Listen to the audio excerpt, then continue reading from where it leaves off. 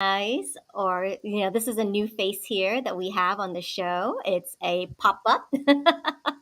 This is a pop-up savvy social collab with Olivia and Mila Johansen. So this idea came about because Mila and I, we get together pretty regularly for our meetings. She is someone that helped us a lot with Sing Your Heart Song Summit. And in fact, she was our book coach for this lovely anthology here, Heart Notes Anthology. So Mila was instrumental in helping Steve, Garvin, Irma, Goosen, and myself in getting that published and out there. And she's a phenomenal book coach, writing coach as well. And something that she's stepping into is speaking coach. So I'm so excited to have Mila here. And as we were talking masterminding, I said, you know what, Mila, let's just get you on to Restream and announce this beautiful workshop that you'll be doing. And so you'll see a lot more of Mila and I together as we're making these announcements and sharing with all of you how you can get involved, how you too can be involved in a savvy social collaboration. And it's so much fun. And it's so much fun to be able to work together virtually like we are today. So if you're just tuning in and watching this, this is an unexpected, pop-up live stream, but sometimes you just got to do things right in the moment. Right, Mila? Of course. I always do it in the moment. I'm a fly by the seat of your pants kind of girl. And I do that when I'm writing too. I'm now starting to become an outliner because I finished a book quicker when I outlined it. So I'm doing both. Excellent. So if you're just tuning in and watching this, please say hello in the comments, chat with us, connect with us. Send us in your questions, and we'll be able to also pop your comment on the screen and give you a little shout out. So something just brought up, Mila. So flying by the seat of your pants, pantser versus a planner and outliner. So that has come up before. Can you describe the personalities of a pantser and the outliner? Well, when we're in writers, we call them pantsers or outliners. You're either a pantser or an outliner or both. And I've kind of always been both because when I'm writing my novels, I'm kind of a pantser. I go along and these things happen and these people come in that I'm not expecting. And there they are. And now they're a major character in the book. And I've heard a lot of writers say that. But then I was writing nonfiction books, like my book, How to Promote 101 Ways to Promote Your Book or anything. And that one I outlined by doing a chapter list. That's what I teach people. Do a chapter list, a bullet list, and then write the easiest one, and you're off and running. I love it. Awesome. And today we're excited to bring to all of you Mila's new workshop. She is the master of Saturday workshops because it doesn't conflict with your weekly schedule, right? So if you have a Saturday, you can plan it ahead of time and dedicate that time to yourself. It's kind of an off day to do a workshop, but I'm a big fan of Mila's Saturday workshop. So she's got a brand new one coming up very soon. It's going to be May 14th, Saturday, and it's called Get Over It, Poof, You're a Speaker. One day, no fear, speaking workshop. Okay. And something interesting that came up is that there's a brand new drama series. So there's a brand new drama series called The First Lady. So I don't know if you guys have watched it yet. It's on Hulu and Showtime, but it's a phenomenal show. I think they've gotten 1 or 2 episodes in already, but it features the stories of 3 first ladies, Eleanor Roosevelt, Betty Ford, and Michelle Obama. And it just so happens that Mila's grandmother, it was Jessie Haver Butler, taught Eleanor Roosevelt how to speak. And you can learn more about Mila's grandmother in her book here. I have a copy, From Cowgirl to Congress. So Mila, tell us a little bit about your grandmother. Oh, my grandmother partially raised me, and I was very fortunate because she was the most amazing person. I still miss her, even though she died in the 80s. And she came from a terrible childhood, tragic. I mean, I don't even put half of it in the book. But a teacher saw how brilliant she was and got her to Smith College. The cattle ranch was in Colorado. So she rode a train to Smith College. She got there and she was so happy she didn't have to do the cooking or the dishes for all the ranch hands. And the other girls were very wealthy who came to the school. So they were complaining about the food and she never complained. And after 4 years at Smith, her first job, she went to Columbia to help Professor 𝐸𝐭 𝐍𝐶𝐬 put together the Pulitzer School of Journalism two people put it together, and she was one of them in 1911. And then her second job, you'll love this, was to help set the first minimum wage for women from $4 a week, if you can imagine, to $8 a week, and get the children out of factories. So she became the first woman lobbyist at the Capitol, and she worked with Alice Paul, all this name dropping, and Carrie Chapman Catt, right there on the front lines in 1920 when we got the vote, as their lobbyist. And then she went to London and spoke all over London with George Bernard Shaw, and became best friends with Lady Astor, and then came back to DC, where she started public speaking classes, and Eleanor Roosevelt took them and would open them with a speech. I have an invitation in the book about her and Eleanor. And then Eleanor, this is really fun, she would invite Jessie to bring her students to the White House, to a garden room or some room, I can't remember the name of the room, it's in the book, and to practice their speeches. And then so I have all kinds of stuff from Eleanor in the book, and little snippets of Jessie telling really cute stories about Eleanor. And my grandfather actually was hired by FDR to put together the Social Security office with 2,000 people under him. You know, I get Social Security now, and thank God for my grandfather. Excellent. And I'm so thrilled that, in a way, I'm connected to Eleanor Roosevelt through you and through your grandmother. And it's been so fun to watch this drama series called The First Lady. And of course, it's a drama series, but it's quite interesting to see Eleanor take on this role, right, as First Lady, and, being brought up to consider herself being very plain and a disappointment to her mother, and, being sent away to study abroad, and really developing a sense of beauty that comes from intellectualism. And so I really like hearing, her background about being a very studious scholar and being fluent in many languages, etc., and even helping, the president, FDR, with writing his speeches. So that's what we've seen in the show. But I'm just so thrilled to be able to read this book and maybe connecting those dots, with what your grandmother was doing and helping Eleanor too. Yeah, because when she was with Eleanor, it was great. And then she went on to write a book called Time to Speak Up, the first women's book about speaking, and became very popular. I mean, I'm a little jealous as a speaker. After she taught Eleanor, when I was around, she taught me, and she would. She got to take her book on tour across the whole U.S. and imagine this: speak in front of 2,000 people at a pop, or 200, but a lot, all the time. And I would love to do that. And so I want to help other people do that. And when she was in the early 90s, she took me along several times when she spoke in Hollywood with Gloria Steinem, Marlo Thomas, and Jane Fonda as the elder suffragette.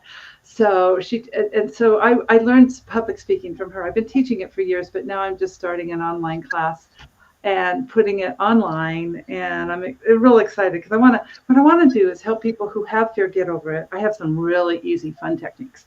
And then I want to help people who are already speakers become better speakers with my grandmother's 10 tips that she taught with. And then also I would like to help people get gigs. I speak on 1 or 2 podcasts or summits a week, and I would love to help other people find those same kind of gigs. And because if they're out there, people want you. They want you to come and speak on their podcast. Excellent, indeed. Yes. So when you come to this workshop, again, it's May 14th. It's a Saturday, and it's a 4-hour workshop, right? So 10 to 1, 3. 3 So hours. 3-hour workshop, 10 to 1 Pacific, which is 1 to 4 Eastern time. You can improve your speaking abilities in this one-day workshop. It's for both, maybe experienced and seasoned speakers looking for a few new tricks on how to get gigs, or, looking for people that are venturing out into online speaking and participating in virtual events. Mila and I are very involved with the Sing Your Heart Song Summit. She's spoken several times at this event. And so we're definitely very inviting and looking forward to always developing new speakers and getting them ready for the virtual stage, especially like at Sing Your Heart Song Summit. And I'm really excited for this part, where you're going to share with us, Mila, like tons of resources and maybe some surprising places and surprising ways to find those gigs. I mean, you're phenomenal. You're speaking 1 or 2 times a week.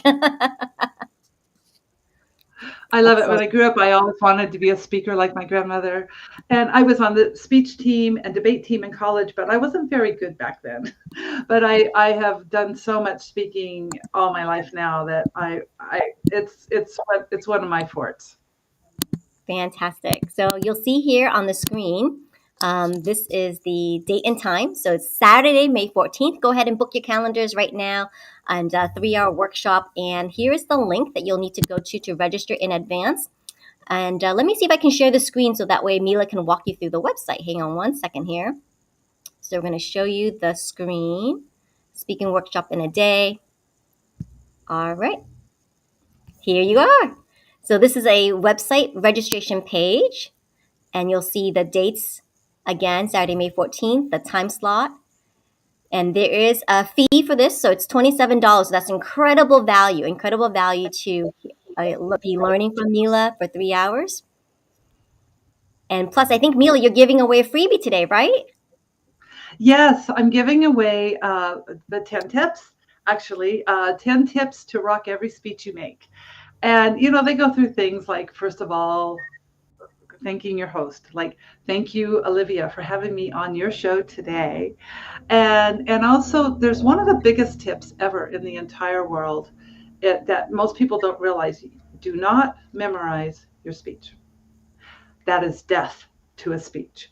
You want to have a bullet list again and go by your bullet list. And sometimes people now are putting up their laptop in front of them, and they have a PowerPoint with a bullet list. Sometimes they're putting it on the side for people to see, but some people are just using it to remind themselves of what is the next part of their speech to make. Because your material, your speech. You just need talk about Eleanor Roosevelt. Well, Eleanor Roosevelt, now talk about Pulitzer School of Journalism. When I make a speech about my grandmother's book, I have a bullet list, and then I just refer to it and go to each little bullet, because I already know my material. I just need to remember that I wanted to hit that point. So that's one of the main things about speaking. There's one other thing that's most important that you won't believe. Say your speech out loud. I didn't do that a couple times early on. I failed completely. Even if you just say it in your car as you're going, or just stand in your living room, you don't even have to have people watching, but you have to say it out loud before you get to the place you're going to speak, whether it's public or online. Fantastic. Awesome. So there's a freebie for you today, and it's 10 tips to rock your speech. And so we're going to show you that link here as well, too, so you guys can see where it leads to. And this is a fantastic freebie, great resource even ahead of time of the workshop itself. So definitely want to take advantage of this. And here you go. Yeah, so there's a lot to it. That just skims the surface for you to get going and to hit those points at least, Yeah. So very easy. It's a link that's active right now. It's the ultimate ingredient list that every speaker must have. You just enter your name and email address, and that'll be sent directly to you. So thank you, Mila, so much for this freebie. This is an awesome resource, so incredibly valuable ahead of the workshop. Certainly. I'm so happy to be able to give that. And I still have my grandmother's book, Time to Speak Up, and it's still timely. It still applies to using it. And another hint right off the bat that I love to give out is start your speech or end your speech with a quote, because that ties you to a famous person, and then it corroborates what you're going to say. So I do that at the beginning of every chapter of every book I write. I put a quote. And also when I start a speech or end a speech, like I always end a speech with, because I'm always doing inspirational speeches often.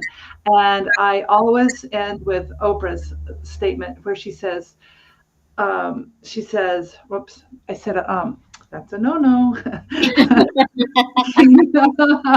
And then, but I always say, Oprah says, we have to reinvent ourselves until the end.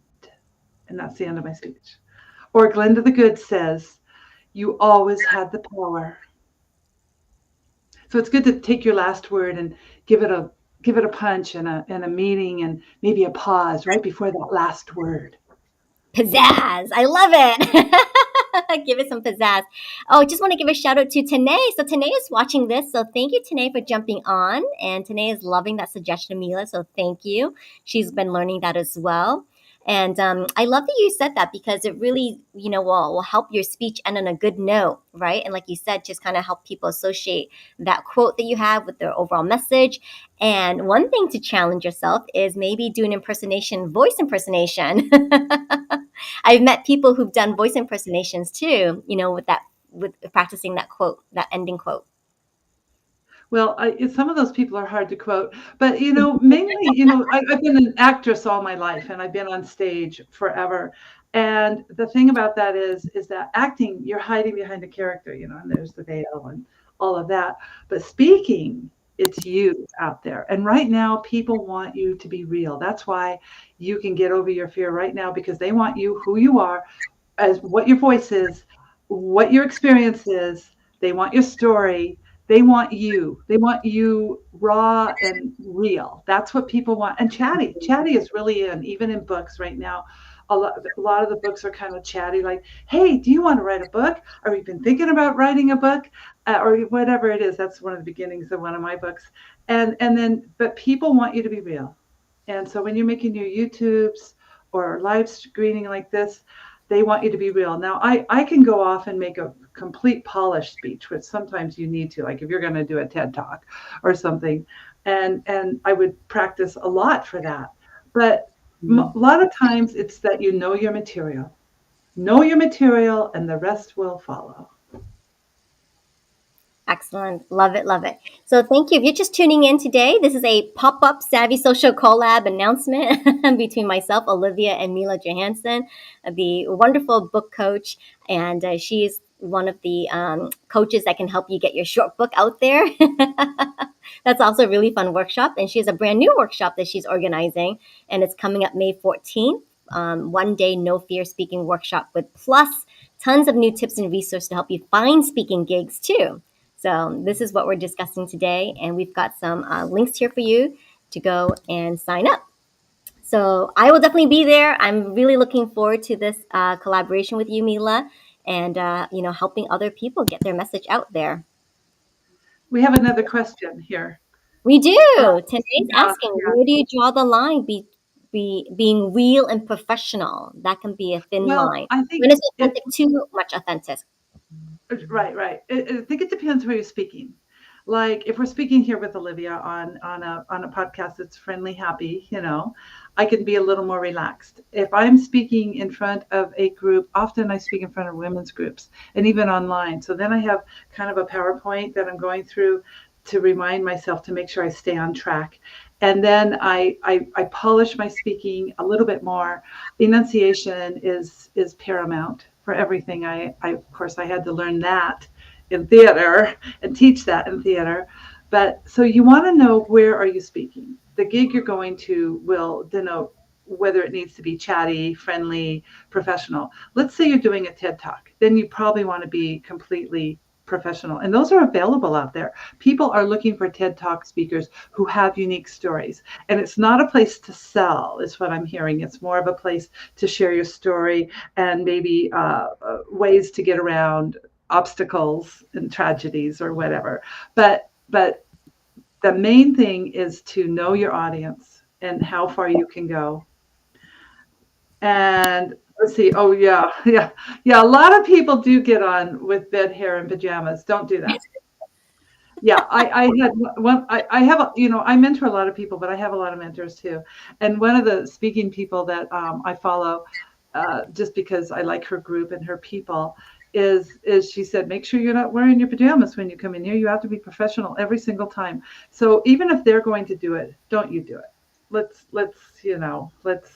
be as professional as we can. I mean, I put on my jewelry, a little makeup, I wear my little coat, and sometimes I don't go that far, but I feel like every time it's an impression, and sometimes it's the first time people are going to see me. But right now I'm loving getting on summits and helping people get on summits and speaking to wide audiences and building your mailing list. That's another great thing about speaking at summits. Definitely. And I just want to make a comment too, like, energy is everything. So the way you dress, right? There's a certain energy element to that. So if you're wearing pajamas, you can be in a little bit more relaxed, casual energy state versus, dressing up, putting the jewelry. etc. Right? And representing yourself and your story and your speech the best way you can. Well, then you never know who's watching and who will ask you to go to another summit. Often I'm asked to another summit or podcast from them watching the previous one. And so I just want to make the best impression I can. I want to be real though, because I think that's what everyone's looking for now. I just wrote a book on leadership for a man, and every single person I interviewed and everybody I talked to or quoted was just saying how people want real stories. I have a chapter in there called Leadership Through Storytelling. So it's kind of the big thing right now, but you still want to come off professional as you can, build people's trust. I think it's a balance, it's a balance. I agree. It is a balance. And something you just brought up earlier is getting to know your audience, right? Definitely, for sure. Getting to know who it is that you're going to be speaking to.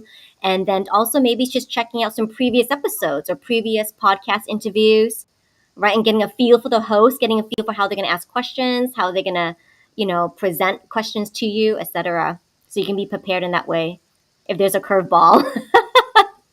Please do that. Oh, they ask you to please watch one of the previous ones so you can understand. Like, I've been on a few podcasts where the men are really fast, like gun bullets coming at you. Da da da da. Okay, well, I got to pivot for that, right? I can do that. And then I was just on one in Ontario, Canada, the other day, a lovely one, and she was very professional. And like, let's say Olivia, you are very friendly, chatty, but you're very professional. You have this wonderful persona that I really enjoy. Thank you, Mila. Excellent. And there's something to be said. I mean, I like to rehearse a little bit with every guest. I do a little bit of rehearsal. I try to have all the links and information available.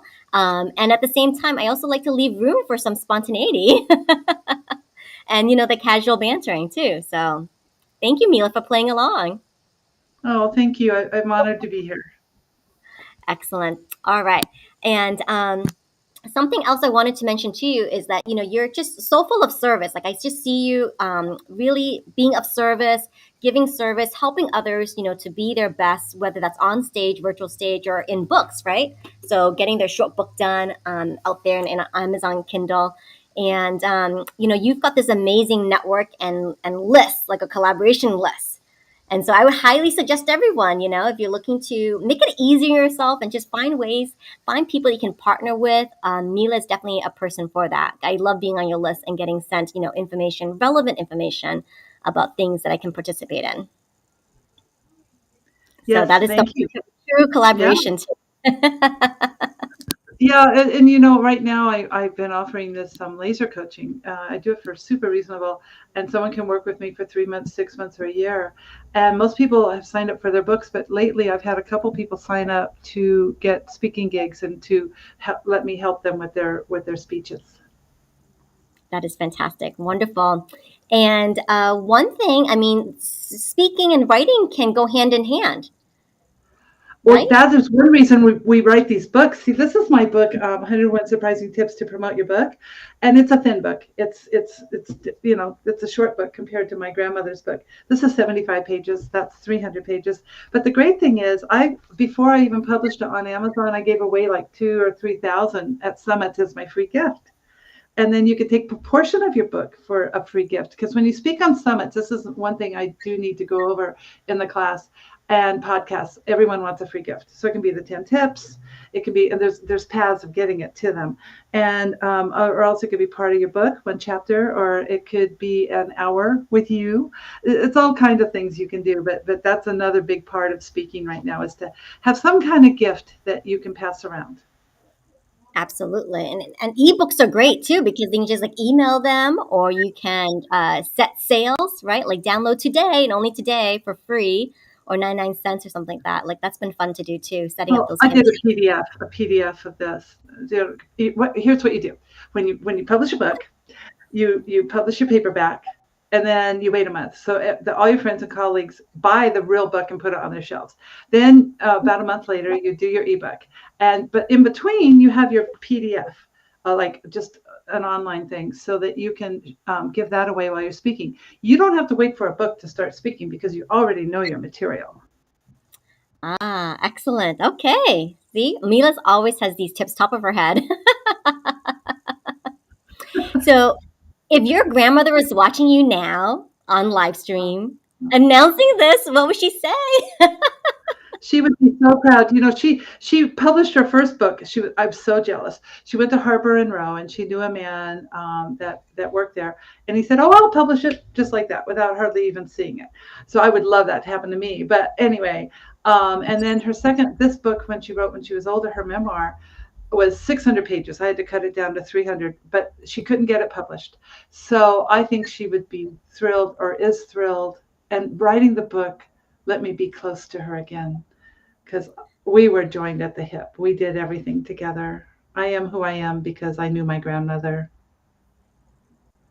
And what an amazing influence, and still like a legacy that you have with her, right? Being surrounded by all these phenomenal women and getting to be part of like some really big social movements, I can imagine, right? Having heard Gloria Steinem speak, etc.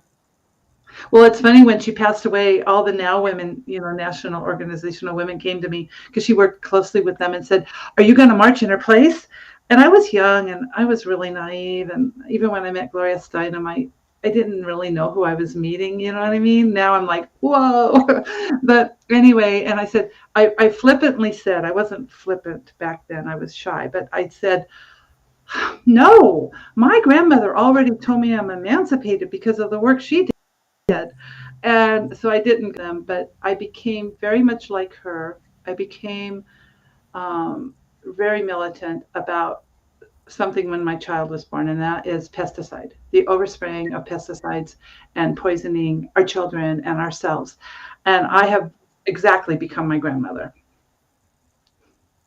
Yeah, and I know a little bit about you, that you run this beautiful orchard, right? And so I can see why, pesticides and clean farming practices is very important for you. Well, and it's a feeding program. If you feed your plants, you don't need to spray them with anything. They're healthy, just like people. Excellent. And something you may not know, I think it's Compost Awareness Week this week. Oh my gosh, that's great. So happy Compost Awareness Week. I have another show that I'll be doing later on with another collaborator, and we're gonna have a guest talking about that. So maybe you'll be able to participate in that one and join in the comments then, Mila. There is a reason you might want me to. Now, don't be grossed out, anybody, but Amigo Bob was the guru of organic farming. He and my husband were the pioneers for the last 45, 50 years who brought organic farming to the forefront and told people how to do it. He and my husband, and up here in our neighborhood in Northern California, he was the 8th person in the world to be composted. Wow. You would like to talk to his wife, who's in my writing group, and they put them in People magazine because he was the king of compost. He wanted to be composted, and it turns out it's a huge pickup load that they brought back. It's not just a little pile. I mean, I was surprised by that. There's only one company doing it, and they're up in Seattle, Washington. And anyway, that's something you might want to put on your show. I could connect you with her. Okay, we'll keep that in mind. I've got a running list, so that would be super interesting. Awesome. So as we're wrapping up today's Savvy Social Collab pop-up, you're online here with Olivia and Mila Johansen, and we're announcing a very special workshop on speaking. Get over it. Poof, you're a speaker. One day, no fear speaking workshop. The link is below for you to sign up, so go ahead and sign up today. The investment for this is $27. So $27 for a 3-day workshop on a Saturday, Saturday, May 14th. Okay, so 3 be hours, there. 3-hour workshop. 3-hour workshop. So be there and come and have fun. Come and learn some new things, new resources for you to kind of help take your business to the next level as well. And your personal development perhaps to the next level. So please follow up with Mila. This is her website down here, milajohansen.com, and learn more about her and her wonderful stories.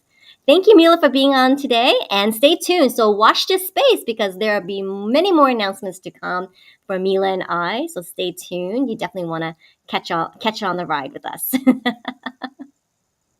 All right. See you soon. Take care, everyone. Bye.